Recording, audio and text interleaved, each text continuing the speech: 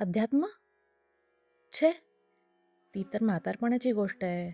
आम्हाला तरुणांना त्याचा काही उपयोग नाही. तुम्हाला याचा गैरसमज झाला आहे ना? मग हा व्हिडिओ नक्की बघा.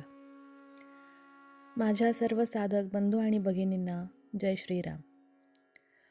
आपल्यापैकी अनेकांना असं वाटतं का, की अध्यात्म म्हणजे वयाची 60 ओलांडल्यानंतर करायची गोष्ट आहे किंवा घरदार सोडून हिमालयात जाण्याची वाट आहे. पण खरं सांगू मला काय वाटतं? अध्यात्म हे कोणत्याही ठराविक वयासाठी कधीच नव्हतं. आणि हे फक्त म्हातारपणासाठी नाही, ते ते तर तरुणपणासाठी अधिक गरजेचं आहे. कारण बघा, ऐन तरुणपणातच आपली किती धावपळ होत असते. अनेक तणाव असतात, करिअरची चिंता असते, सांसारिक प्रश्न असतात आणि आजकाल वाढत चाललेले नात्यांमधील गुंतागुंतीचे प्रश्न. या सगळ्यामध्ये स्वतःला कसं जपायचं हे कळणं म्हणजे अध्यात्म. आपण बघा किती प्रयत्न करतो आपल्या बाह्य रूपाला निरोगी ठेवण्यासाठी. इतके क्रीम लावतो, इतके सारे उपचार करतो, ताजेतवानं दिसण्यासाठी काळजी घेतो ना. मग आपलं मन तर इतक्या सगळ्या गोष्टींमधून जात असतं, इतक्या सगळ्या गोष्टी सहन करतं. त्याची आपण आवर्जून काळजी घेतलीच पाहिजे ना. आणि म्हणूनच मनाची काळजी घेण्याचं जे साधन आहे, ते म्हणजे अध्यात्म. चला तर मग बघूया अध्यात्म म्हणजे काय आणि त्याची सुरुवात कुठून करायची. अगदी सुरुवातीपासून बोलायला गेलो तर आपण अध्यात्म या शब्दाची फोड करूया. ती होते अधि आत्म. म्हणजेच काय? स्वतःबद्दलचं ज्ञान. एखादी गोष्ट नवीन आणली आपल्या घरात तर त्याच्यासोबत त्याचे एक कसं वापरायचं याचं मॅन्युअल येतं, बरोबर? आपण ते मॅन्युअल वाचतो. नवीन कुठलीही गोष्ट तुम्ही घरी आणा, पहिल्यांदा आपण ती कशी वापरायची हे शिकतो. पण साधा विचार करा, आपण हे शरीर आणि आपलं मन कसं चालतं हे कधी शिकलो का हो? बाह्य जगामध्ये आपले खूप मित्रमैत्रीण असतात. आपल्याला कधी कधी करमत नाही जर आपण एकटे असू तर. पण मग तुम्ही कधी अशा वेळी स्वतःशी मैत्री करण्याचा प्रयत्न केलाय का? जेव्हा आपण शांत एकांतात बसतो आणि विचार करतो की मला इतका राग का येतोय आणि कशासाठी येतोय, किंवा मला इतका आनंद कशाचा होतोय, मी कोण आहे आणि मी इथे कशासाठी आलो आहे, हा प्रश्न जेव्हा आपण स्वतःला विचारतो तेव्हा आपल्या आध्यात्मिक प्रवासाची पहिली पायरी आपण चढतो.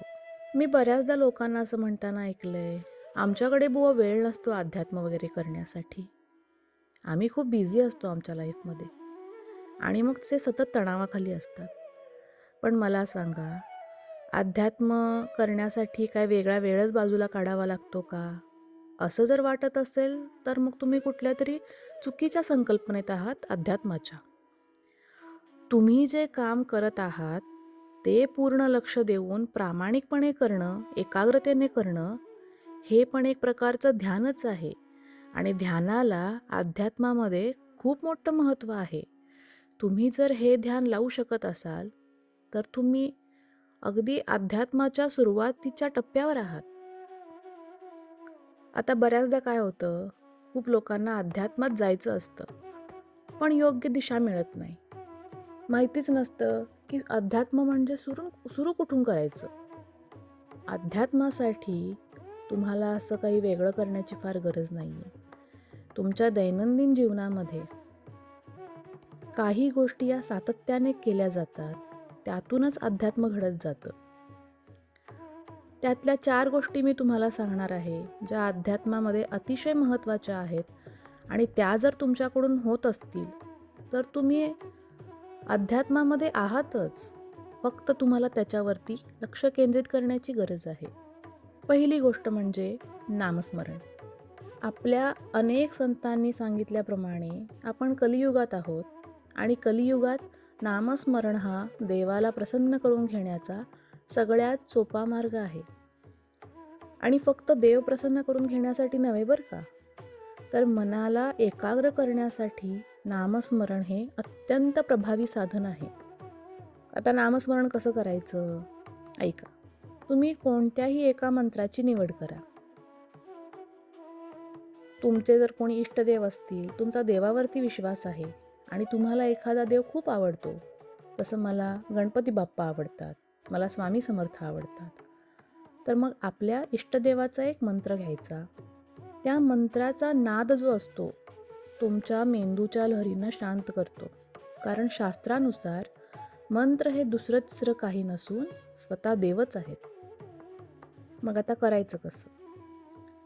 तुम्ही सकाळी उठलात की फक्त 5 ते 10 मिनिटं काढायची.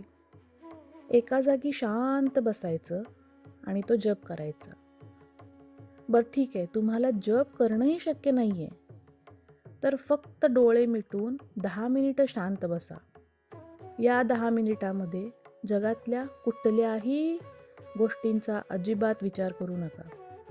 फक्त डोळे मिटा, एखाद्या तुमच्या मेंदूला शांत करा आणि एखाद्या गोष्टीकडे लक्ष केंद्रित करा मनातल्या मनात. त्या एका गोष्टी व्यतिरिक्त तुमच्या मनामध्ये जगातला कुठलाही विचार नाही आला पाहिजे. आणि तेव्हा जे ध्यान लागतं, तेव्हा जी एकाग्रता असते, ती एकाग्रता म्हणजेच नामस्मरण. बघा, तुम्ही प्रयत्न करून बघा, तुम्हाला नक्की जमेल. आता अध्यात्मातली दुसरी आणि महत्त्वाची गोष्ट, आहार. सात्विक आहार घेणं हे अध्यात्मामध्ये अनन्यसाधारण महत्त्वाचं आहे. एक म्हण आहे बघा, जसं अन्न तसं मन. म्हणजे काय? आपण जे खातो, जे पितो, त्याचा परिणाम आपल्या विचारांवर होतो. म्हणून शक्य तितकं ताजं आणि शाकाहारी आहार घेण्याचा प्रयत्न करायचा. आयुर्वेदामध्ये पण हेच सांगितलं आहे. आणि जेवताना तुमच्या पानामध्ये काहीही येवो, त्याला नावे न ठेवता, नाक न मुरडता, अतिशय प्रसन्न मनाने आणि शांत चित्ताने जेवायचं. म्हणजे आपल्याला आईवडील म्हणत आलेत बघा आपले लहानपणापासून, की खाल्लेलं अंगी लागत नाही. हे अंगी लागणं म्हणजे काय हो? तुम्ही जे खाता तेव्हा तुमचं मन प्रसन्न असेल तर तुमच्या मनाला शांती मिळते. तुम्हाला ते खाल्ल्याचा आनंद होतो. मग पदार्थ कुठला आहे हे महत्त्वाचं नाही. आता अध्यात्मामध्ये तिसरी गोष्ट जी महत्त्वाची आहे, वाचन आणि श्रवण. म्हणजे काय? वाचन म्हणजे तुम्हाला तासनतास पुस्तकं वाचत बसायची आहेत किंवा सतत काहीतरी ऐकत राहायचं आहे, असं नाही. आणि हे मनाच्या आरोग्यासाठी आहे. त्यामुळे तुमच्या मनाला जसं चांगलं वाटेल तसं करायचं आहे. मनाच्या आरोग्यासाठी चांगले विचार कानावर पडणं अतिशय गरजेचं आहे. म्हणून काय करायचं? दिवसातून किमान 15 मिनिटे काहीतरी आध्यात्मिक वाचा किंवा ऐका. मग त्यामध्ये संतांचे अभंग असू देत किंवा थोर विचारवंतांची प्रवचनं असू देत. हे ऐकल्याने आपल्या बुद्धीला योग्य दिशा मिळते आणि मुळात मन सकारात्मक बनतं. कधीकधी असं होतं, आपलं मानवी मन असं आहे ना, की ते नकारात्मक गोष्टींना जास्त आकर्षित करतं आणि सकारात्मक गोष्टी खूप हळूहळू आकर्षित करतं. मग तुम्ही जितकं जास्त त्याला सकारात्मक गोष्टी द्याल, तितकं ते सकारात्मक बनत जाईल आणि तुम्हाला तर सकारात्मक मनाचा फायदा माहितीच आहे. चौथी आणि महत्त्वाची गोष्ट, निसर्गाशी नातं. आपण लहानपणापासून बऱ्याचशा पुस्तकांमध्ये किंवा चरित्रांमध्ये, वाङ्मयांमध्ये हे वाचलंय बघा, की निसर्ग हा मानवाचा सगळ्यात मोठा गुरु आहे. असं का म्हणतात हो? तुम्ही कधी निरीक्षण केलंय का? आता जे बागकाम करणारे असतील, त्यांनी निरीक्षण केलं असेल. झाडं कशी वाढतात, पानं कशी गळतात आणि पुन्हा नवीन पालवी कशी येते. तुम्ही हा प्रवास कधी मानवाच्या जीवनाला लावलाय का बघा बरं? हा झाडांचा प्रवास जो आहे, तो मानवाचा जीवन प्रवासच नाही आहे का?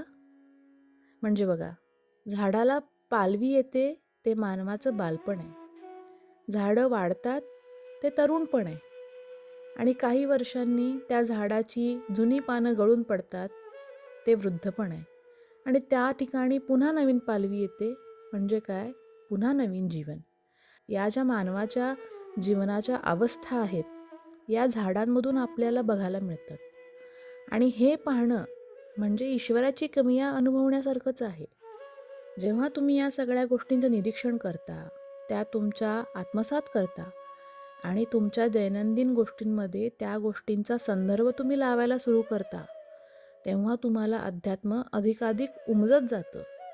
अध्यात्म ही काय फक्त वाचून, पाठ करण्याची किंवा कुणीतरी सांगते म्हणून करण्याची गोष्ट नाही. ती स्वतः स्वतःला कळलेली आणि स्वतः स्वतःसाठी केलेली गोष्ट आहे. हे लक्षात घ्या. मी असं अनेकदा ऐकलंय, की नाही, नाही, आम्ही तरी कंपनीमध्ये काम करतो, आम्हाला अध्यात्म जमत नाही. कोणी म्हणतं, मी शेतात काम करतो, आम्हाला कसलं आलंय अध्यात्म. पण आध्यात्मिक असण्यासाठी तुम्ही कोणत्याही ठराविक क्षेत्रातून असण्याची गरज नाही. तुम्ही कंपनीमध्ये काम करणारे असाल किंवा गृहिणी असाल. तुम्ही जे काम करताय त्या कामाच्या ठिकाणी कोणाशी प्रेमाने बोलणं, गरजूंना मदत करणं आणि स्वतःच्या कामात प्रामाणिक राहणं, हे सुद्धा अध्यात्मच आहे. अध्यात्म आपल्याला कार्यक्षम बनवतं आणि आळसापासून दूर नेतं. आणि एकदा का आळस माणसाच्या आयुष्यातून लांब गेला, की माणसाचं आयुष्य कसं सुधारतं, हे आपण सगळ्यांनीच कधी ना कधीतरी पाहिलं असेल. अध्यात्म ही एक जीवनशैली आहे. आपण आजच ठरवूयात, की तुम्ही तुमच्या दिवसातला वेळ स्वतःसाठी देणार आहात, स्वतःच्या प्रगतीसाठी देणार आहात आणि स्वतःच्या उज्ज्वल भविष्यासाठी देणार आहात. तुमच्या मनाला तुम्हाला स्वस्थ ठेवायचं आहे. कारण जर मन शांत असेल, तरच आयुष्य शांत होऊ शकतं. मी जेव्हा अध्यात्मामध्ये आले, मलाही खूप प्रश्न होते. खूप सगळ्या शंका होत्या. पण मी पण जेव्हा या मुद्द्यांमधून गेले, एकेका प्रश्नाचं उत्तर उलगडत गेलं आणि मग मला समजायला लागलं, अरे आपण जेवढं वाचतो, तेवढं अध्यात्म अवघड नाही. जर स्वतः प्रयत्न केले, तर अध्यात्म कळायला वेळ लागत नाही आणि ते अवघड तर त्याहूनही नाही.